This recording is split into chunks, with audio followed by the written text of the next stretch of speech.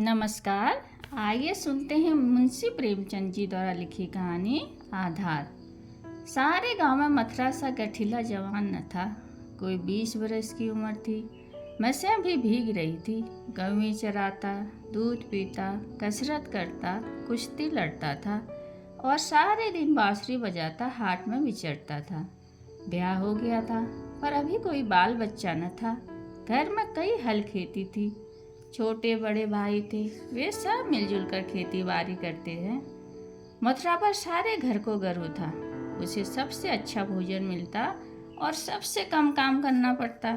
सारे घर की यही अभिलाषा थी कि मथुरा पहलवान हो जाए और अखाड़े में अपने सवाए को पछाड़े। इस लाड़ प्यार से मथुरा जरा टर्रा हो गया। गायें किसी के खेत में पड़ी हैं और आप अखाड़े में दंड लगा रहे हैं। कोई उलाना देता तो उसकी त्योरियां बदल जाती थी। गरज कर कहता, जो मनवा आए कर लो, मथुरा तो अखाड़ा छोड़कर हाँकने न जाएगा। पर उसका डील डॉल देखकर किसी को उससे उलझने की हिम्मत न पड़ती थी। लोग गम खा जाते थे। गर्मियों के दिन थे, ताल तलैया सूखी पड़ी थी, जोरों की लू चलने लगी थी। गांव में कहीं से एक क्षण आ निकला और गऊं के साथ हो लिया। सारा दिन तो गऊं के साथ रहता, रात को बस्ती में घुस आता और खूंटे से बंधे बैलों को सींगों से मारता। कभी किसी की गीली दीवार को सींगों से खोद डालता। कई किसानों ने साग भाजी लगा रखी थी। सारा दिन सींचते सींचते मरते थे। यह सांड रात को उन हरे भरे खेतों में पहुंच जाता और खेत के खेत तबाह कर देता। लोग उसे डंडे से मारते, गांव से बाहर भगा आते, लेकिन वह जरा देर में फिर गायों में पहुंच जाता। किसी की अक्ल काम न करती थी कि इस संकट को कैसे टाला जाए। मथुरा का घर गांव के बीच में था, इसलिए उसके बैलों में सांड से कोई हानि नहीं पहुंचती थी। गांव में उपद्रव मचा था, पर मथुरा को जरा भी चिंता न थी। आखिर जब धैर्य टूट गया तो एक दिन लोगों ने जाकर मथुरा को घेरा और बोला, भाई, कहो तो गांव में रहें, कहो तो निकल जाएं। जब खेती ही न बचेगी तो रहकर क्या करेंगे? तुम्हारी गायों के पीछे हमारा सत्यानाश हुआ जाता है और तुम अपने रंग में मस्त हो। अगर भगवान ने तुम्हें बल दिया है तो उससे दूसरों की रक्षा करनी चाहिए। सांड तुम्हारी गाय के कारण आता है और उसे भगाना तुम्हारा काम है, लेकिन तुम कान में तेल डाले बैठे हो, मानो तुमसे कुछ मतलब ही नहीं। मथुरा को उनकी दशा पर दया आई। बलवान मनुष्य प्राय दयालु होता है। बोला, अच्छा जाओ, हम आज सांड को भगा देंगे। एक आदमी ने कहा, दूर तक भगाना, नहीं तो लौट आएगा। मथुरा ने लाठी कंधे में रखते हुए उत्तर दिया, अब लौट कर ना आएगा। अरहर की खूंटी से मथुरा के पांव लहूलुहान हो रहे थे। झाड़ियों में धोती फट गई थी, पर उसे उस समय सांड का पीछा करने के सिवाय और कोई सुध न थी। गांव पर गांव आते थे और निकल जाते थे। मथुरा ने निश्चय किया कि इसे नदी पार भगाए बिना दम न लूंगा। उसका कंठ सूख गया था और आंखें लाल हो गई थी। रोम रोम से चिंगारियां सी निकल रही थी। दम उखड़ गया था, लेकिन वह एक क्षण के लिए भी दम न लेता था। 2-2.5 घंटे की दौड़ के बाद जाकर नदी नजर आई। यही हार और जीत का फैसला होने वाला था। सांड सोचता, अगर नदी में उतरा तो यह मार ही डालेगा। एक बार जान लड़ाकर लौटने की कोशिश करनी चाहिए। मथुरा सोचता, अगर यह लौट पड़ा तो इतनी मेहनत व्यर्थ हो जाएगी और गांव के लोग मेरी हंसी उड़ाएंगे। दोनों अपने अपने घात में थे।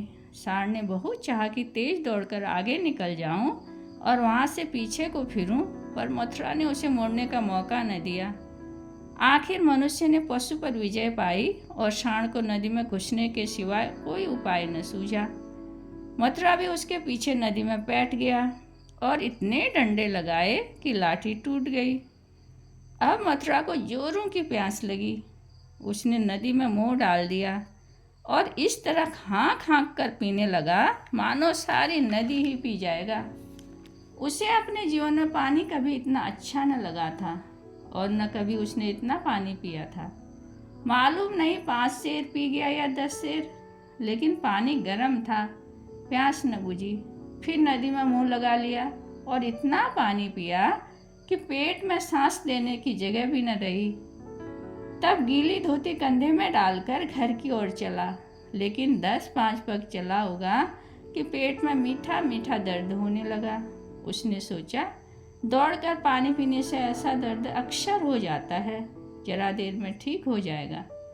लेकिन दर्द बढ़ने लगा। मथुरा का आगे जाना कठिन हो गया। वह एक पेड़ के नीचे बैठ गया और दर्द से बेचैन होकर जमीन पर लौटने लगा, पर दर्द बढ़ता ही जाता था।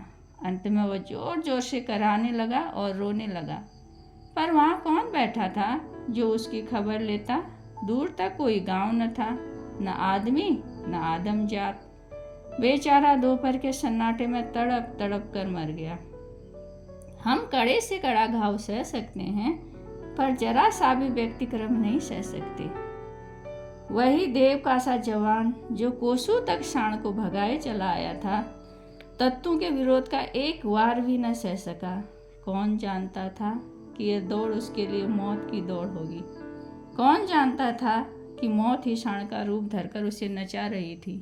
कौन जानता था जल जिसके बिना उसके प्राण होठों पर आ रहे थे, उसके लिए विष का काम करेगा।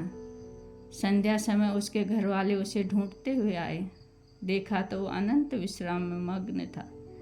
1 महीना गुजर गया। गांव वाले अपने काम धंधे में लगे। घर वालों ने रो धोकर सब्र किया, पर अभागिन विधवा के आंसू कैसे पोंछते? वो हरदम रोती रहती। इस घर में अब कैसे निर्वाह होगा? किस आधार पर जीऊंगी? अपने लिए जीना या तो महात्माओं को आता है या लंपटों को। अनूपा को यह कला क्या मालूम? उसके लिए तो जीवन का एक आधार चाहिए था, जिसे वह अपना सर्वस्व समझे, जिसके लिए वह जिए, जिसके लिए वह घमंड करे। घर वालों को यह गवारा न था कि वह कोई दूसरा घर करे, उससे बदनामी थी।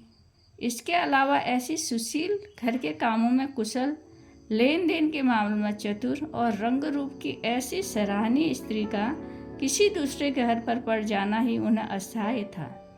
उधर अनूपा के मैके वाले एक जगह बातचीत पक्की कर रहे थे। जब सब बात तय हो गई तो एक दिन अनूपा के भाई उसे विदा करने आ पहुंचा, किंतु घर में खलबली मच गई। कहा गया हम विदा न करेंगे। भाई ने कहा हम विदा किया बिना मानेंगे नहीं। गांव के आदमी जमा हो गए, पंचायत होने लगी। यह निश्चय हुआ कि फैसला अनूपा पर छोड़ दिया जाए। घर वालों को विश्वास था कि अनूपा इतनी जल्दी दूसरा घर करने को राजी न होगी। 2-4 बार वह कह भी चुकी थी, लेकिन इस वक्त जब पूछा गया तो वह जाने को तैयार थी। डोली आ गई। अनूपा अपने सास के पैरों में गिर पड़ी और हाथ जोड़कर बोली, अम्मा, कहा सुना माफ़ करना। जी मैं तो था कि इसी घर में पड़ी रहूं, पर भगवान को मंजूर नहीं है। यह कहते कहते उसकी जुबान बंद हो गई। सास करुणा से विवल हो उठी। बोली, बेटी, जहाँ जाओ वहाँ सुखी रहो। हमारे ही भाग्य फूटे, नहीं तो क्या तुम्हें इस घर से जाना पड़ता? भगवान का दिया और सब कुछ है, पर उन्होंने जो नहीं दिया उसमें अपना क्या बस। आज तुम्हारा देवर सयाना होता तो बिगड़ी बात बन जाती। तुम्हारे मन में बैठे तो इसी को अपना समझो, पालो पोसो, बड़ा हो जाएगा तो सगाई कर दूंगी। यह कहकर उसने अपने सबसे छोटे लड़के वासुदेव से पूछा, क्यों रे, भौजाई से सगाई करेगा? वासुदेव की उम्र 5 साल से अधिक न थी। वह बोला, तब तो दूसरे के घर न जाएगी ना? माँ, नहीं, जब तेरे साथ ब्याह हो जाएगा तो क्यों जाएगी? वासुदेव, तब मैं करूँगा। माँ, अच्छा, उससे पूछ तो तुझसे ब्याह करेगी? वासुदेव अनूपा की गोद में जा बैठा और शर्माते हुए बोला, हमसे ब्याह करोगी? यह कहकर वह हंसने लगा, लेकिन अनूपा की आंखें डबडबा गई। वासुदेव को छाती से लगाती हुई बोली, अम्मा, दिल से कहती हो? सांस, भगवान जानता है अनूपा। अनूपा, आज से यह मेरे खो गए। सांस, हाँ, सारा गांव देख रहा है। अनूपा, तो भैया से कहला भेजो, घर जाए, मैं उनके साथ न जाऊंगी। अनुपा को जीवन के लिए किसी आधार की जरूरत थी। वह आधार मिल गया। सेवा मनुष्य की स्वाभाविक वृत्ति है। सेवा ही उसके जीवन का आधार है। अनुपा ने वासुदेव को पालन पोषण शुरू किया। उपटन और तेल लगाती, दूध रोटी मल मल कर खिलाती, जहाँ जाती उसे साथ ले जाती। थोड़े ही दिनों में उसमें इतना हिल मिल गया कि एक क्षण के लिए भी उसे न छोड़ता। माँ को भूल गया। खाने को जी चाहता तो अनुपा से मांगता, खेल में मार खाता तो रोते हुए अनुपा के पास आता। अनुपा ही उसे सुलाती, जगाती, बीमार हो गया तो गोद में लेकर वैद्य के घर जाती, वही दवाएं पिलाती। गांव के स्त्री पुरुष की यह प्रेम तपस्या देखते और दांतों उंगली दबाते। लोग समझते थे 1-2 साल में उसका जी ऊब जाएगा, इस दूधमुहे बालक से कब तक बैठी रहेगी। लेकिन सारी आशंकाएं निर्मूल निकली। अनुपा को किसी ने अपने व्रत से विचलित होते न देखा। जिस हृदय में सेवा का स्रोत बह रहा हो, स्वाधीन सेवा का, उसमें वासनाओं के लिए कहाँ स्थान। वासना का वार निर्मम, आशाहीन, आधारहीन प्राणियों पर ही होता है। वासुदेव को भी कसरत का शौक था। उसकी शक्ल, सूरत और डील डोल मथुरा से मिलती जुलती थी। उसने अखाड़ा जाना शुरू कर दिया और उसकी बांसुरी की तानें फिर खेतों में गूंजने लगी। इसी तरह 13 वर्ष गुजर गए। वासुदेव और अनुपा की सगाई की तैयारी होने लगी। लेकिन अब अनुपा यह अनुपा न थी जिसने 14 वर्ष पहले वासुदेव को पति भाव से देखा था। अब उसका स्थान मातृभाव ने ले लिया था। सगाई का दिन ज्यों-ज्यों नजदीक आता था, उसका दिल बैठा जाता था। अपने जीवन में इतने बड़े परिवर्तन की कल्पना से उसका कलेजा दहल उठता था। जिसे बालक की भांति पाला पोसा, उसे पति बनाते हुए उसका मुख लज्जा से लाल हो जाता था। द्वार पर नगाड़ा बज रहा था। आज सगाई की तिथि थी। सहसा अनुपा ने जाकर सास से कहा, अम्मा, मैं सगाई न करूँगी। सास ने भौचक्की होकर पूछा, कैसी बात करती है बेटी, सारी तैयारी हो गई, लोग सुनेंगे तो क्या कहेंगे। अनुपा, जो चाहे कहे, जिसके नाम पर 14 बरस बैठी रही, उसी के नाम पर अब भी बैठी रहूंगी। मैंने सोचा था मर्द के बिना औरत से रहा न जाता होगा। मेरी तो भगवान ने इज्जत आबरू से निभा दी। जब नई उम्र के दिन कट गए तो अब कौन चिंता है। वासुदेव की सगाई कोई और लड़की खोज कर दो। जैसे अब तक उसे पाला, उसी तरह उसके बाल बच्चों को पालूंगी। धन्यवाद।